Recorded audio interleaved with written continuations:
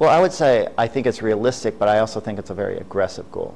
You know, we've in the past had efforts where we said we were going to cut HIV infection in half. That has not really gone anywhere. You know, some people would like us to set a more aspirational goal.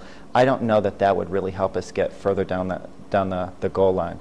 The reality we face is that if we do nothing different, we're likely to see increased HIV incidence. So just saying a steady state is going to take a major effort. But we do believe that we need to demonstrate the urgency and really push ourselves to lower HIV incidence, because we know that it'll pay off greatly for the country. So we really have got to push ourselves. But I want to be honest with people. It's going to be very challenging to meet this target.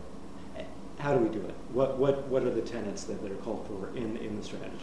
Well, you know, the central thing is that we need to recognize that we don't have a generalized epidemic like they do in sub-Saharan Africa. We have a concentrated epidemic, so we need to focus our resources on those communities where HIV is concentrated. Gay and bisexual men, African Americans, Latinos, substance users. But even if you go deeper, if you go to the state level or local level, they have their own epidemics, and there might be other populations that are added in. But really everywhere you see those high-risk groups really driving most new infections in this country. So we need to focus our efforts there. So you're going to better target prevention campaigns. Will that then mean more money, for example, for the South, for the Northeast, where they're seeing large numbers of new infections? Well, I would say that already we try to target our resources based on the epidemic. You know, when we fund prevention, it's HIV prevention community planning. We give states money through a formula, and then they're supposed to allocate it based on an epidemiological profile. So we do this already. We just think we need to sharpen our focus. Some of the allocations, though, on prevention are using AIDS data. So we want to get to using HIV and AIDS data, so it's more current, better data. So that's part of it. But even if you look at the state level, so pick any state, HIV would be concentrated in certain parts of the state, so we need to make sure the resources get there. Even within a city like the district, though, the epidemic is concentrated in certain neighborhoods. So even at the local level, we need to concentrate our resources. And more on that topic, the strategy notes that not every person or group has an equal chance of being infected with HIV. Yet for many years, too much of our nation's response has been conducted as though everyone is equally at risk for HIV. So are there prevention programs that are being funded today that shouldn't be funded?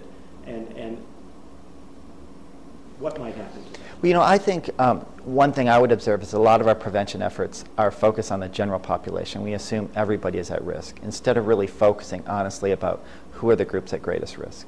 Whether it's social media, it's everything targeting everybody instead of really focusing on those high-risk groups. The other thing I would say, though, is it's not just focusing. We need better strategies. You know, to some extent, we think that some of the political debate about HIV prevention has been overly simplistic. We've had fights in the past. Do condoms work or don't they?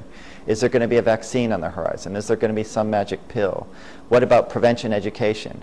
We think we need all of those, but we think we need to smartly deploy those. So we would imagine, for example, the best tools that would work most effectively for Latinas who are middle-aged might be different than we'd use for gay youth, for example. So with these very specific communities, we need to test and identify what combinations are going to be most effective, and then we need to scale those up.